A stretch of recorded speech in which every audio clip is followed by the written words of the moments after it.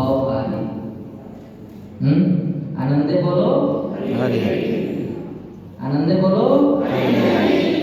फिर से ऐसा लग रहा है कि आप लोग 3 दिन से कुछ नहीं खाए हैं। आनंदे बोलो। अगर कोई आनंद से बोलेगा हरि हरि तो हरि करीबे भव पारी, भगवान हरि उसको भव सागर पार करा दे। किसने बताया था ये? पंडित जी ने। कथा सुनने गई थी ना सास को, तो जो कथा सुना रहे थे पंडित जी उन्होंने बताया। ठीक है, तो ध्यान से सुनिएगा। कथा के बीच में जो बात करते पाए जाएंगे 500 रुपये जुर्माना रहेगा। ठीक है, तो कोई भी बात नहीं करेंगे और मोबाइल फोन भी नहीं चलाएंगे। जो मोबाइल फोन चलाते पाए जाएंगे तो उनका फोन दान पेटी में डाल देंगे हम। ठीक है, किसी का फोन आए तो साइलेंट कर दीजिए, बाद में बात कर लीजिए। ठीक है, केवल पत्नी का फोन है तो उठा लीजिए। वो रिस्की होता है, बाकी सब चलेगा। ठीक है, तो सास बहू कथा सुनने गए थे और कथा में क्या बताया था? आनंदे बोलो हरि करीबे भव पारी। अगर कोई आनंद से बोलेगा हरि हरि तो भगवान हरि उसको क्या कराएंगे? भव सागर पार करा देंगे। भव सागर समझते हैं?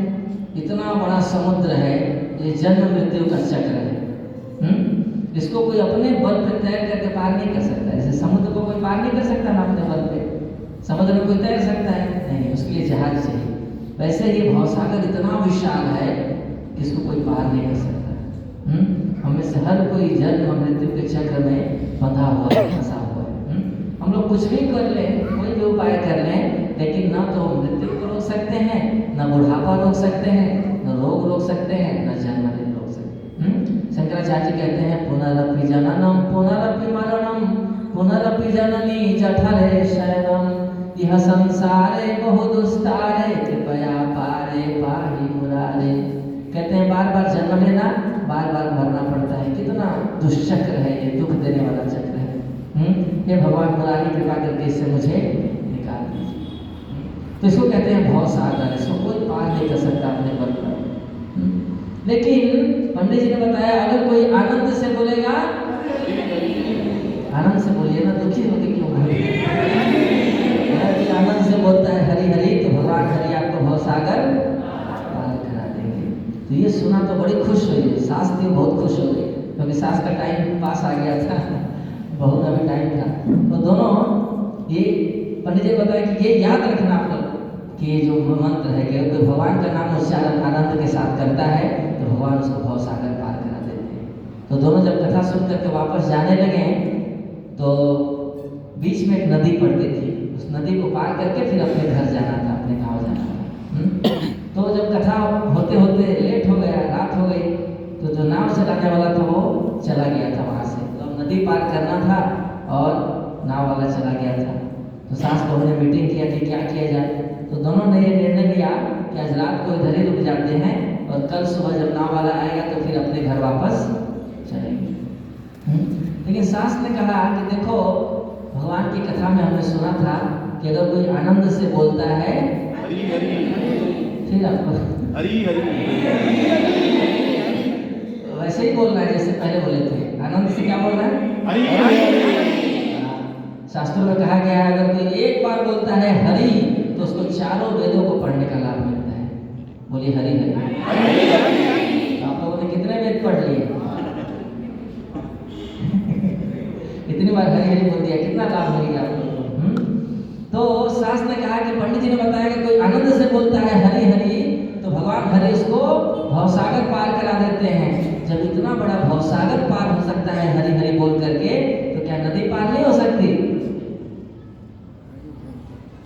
बताइए, नदी पार हो सकती है नहीं हो सकती है? कितने लोग कहते हैं कि नदी पार हो सकती है हरि हरि बोलने से? कितने लोग ट्राई करना चाहेंगे? कितने लोग हरि हरि बोल के नदी पार करना चाहेंगे? नहीं, आप लोग प्रयास मत कीजिएगा, करिएगा तो अपने रिस्क पे कीजिएगा, मेरा नाम लेके मत कीजिएगा। तो सास ने कहा कि हम आनंद से बोलेंगे हरि हरि हरि हरि हरि हरि हरि हरि हरि हरि और नदी पे चलेंगे। जब हरि हरि बोलने से इतना बड़ा भवसागर पार हो सकता है तो नदी भी पार हो सकती है, क्या आश्चर्य है। तो बहू ने बोला कि मम्मी जी आप सठिया गए है ना, आपको आपकी उम्र हो गई है ना, आपको समझ में कम आता है। भवसागर पार करना अलग चीज है और नदी पार करना अलग चीज है। भवसागर वाला फॉर्मूला नदी पे मत लगाइए आप, है ना। कहाँ पे क्या फॉर्मूला लगाना है आपको पता होना चाहिए। तो आप पंडित जी के बात में इतना नहीं आना चाहिए। ठीक है, भगवान की कथा सुनना चाहिए, लेकिन ऐसा नहीं है कि जो कहेंगे हम वो मान लेंगे, है ना। लेकिन सास को बहुत विश्वास था भगवान के नाम की महिमा में। तो सास ने कहा कि नहीं नहीं, मुझे पूरा विश्वास है, अगर हम आनंद से बोलेंगे हरि हरि तो ये नदी भी पार कर जाएंगे। क्योंकि भवसागर तो पार करना बहुत कठिन कार्य है, नदी पार करना तो बहुत आसान है।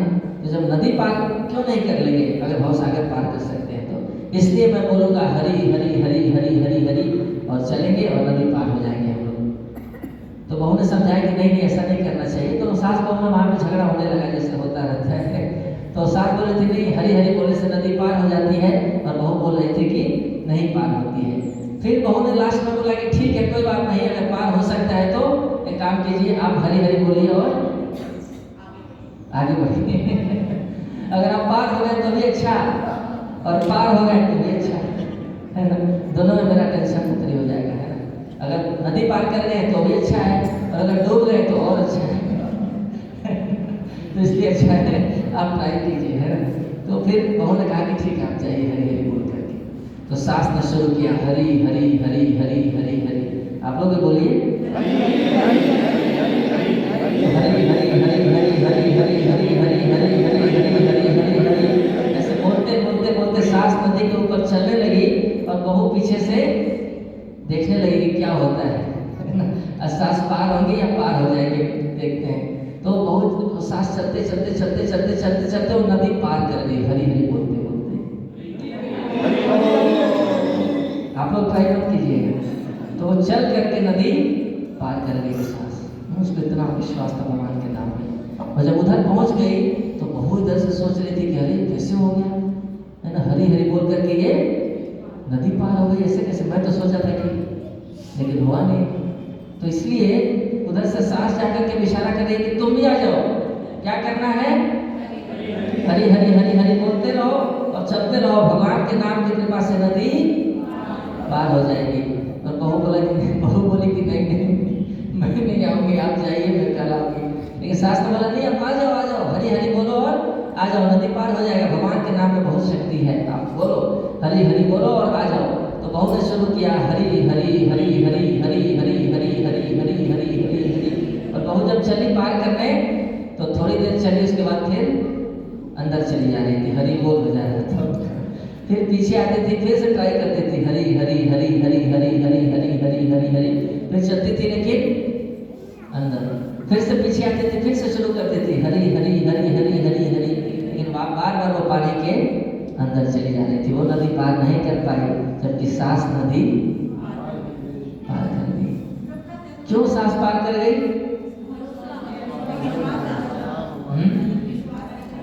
उसको भगवान के नाम में विश्वास था, इसको कहते हैं श्रद्धा। श्रद्धा बोले शुद्ध नाम सही हाथे के बिगाए। भगवान शुद्ध नाम किसको देते हैं? जिसके हृदय में श्रद्धा होती है। तो जितनी श्रद्धा होगी उतना भगवान का नाम कार्य करेगा। वही नाम हर कोई जपता है ना। हम सब लोग गा रहे हैं हरे कृष्ण कृष्ण कृष्ण हरे हरे, हरे राम राम राम हरे हरे। लेकिन ये नाम सबके ऊपर अलग अलग तरह से कार्य करता है। जिसकी जितनी श्रद्धा होती है भगवान का नाम उसके ऊपर उतना अच्छा प्रभाव डालता है। तो हम सबके हृदय को निर्मल करने के लिए भगवान का नाम कीर्तन है।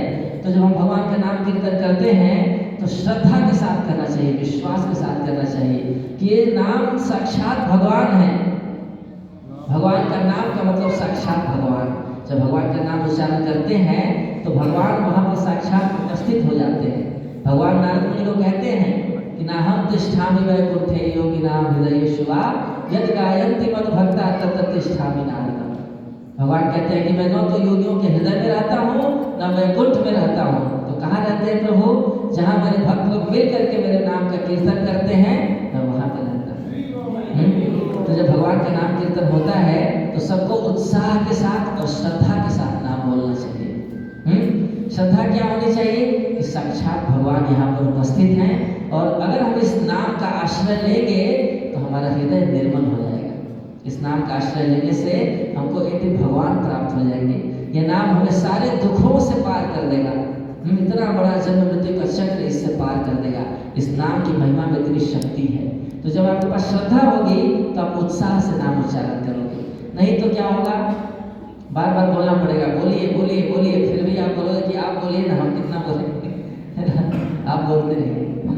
तो सब लोग मिलकर के नाम उच्चारण तभी करेंगे जब श्रद्धा होगी नाम में। तो इस श्रद्धा को हमें विकसित करना है, और ये श्रद्धा विकसित होती है भक्तों के संग से। जिन भक्तों के हृदय में श्रद्धा है नाम के प्रति, ऐसे भक्तों का संग करते हैं, ऐसे भक्तों की सेवा करते हैं, तो हमारे भी नाम में श्रद्धा विकसित होती है। और जब उत्साह से नाम का उच्चारण करते हैं तो भी भगवान के नाम में श्रद्धा विकसित होती है ना। तो ये पर उत्साह से भगवान का नाम बोलेंगे सभी लोग। ऐसे बोलिएगा जैसे कि दिन भर में 3 बार प्रसाद पा करके आए हैं। बोलिए हरे कृष्णा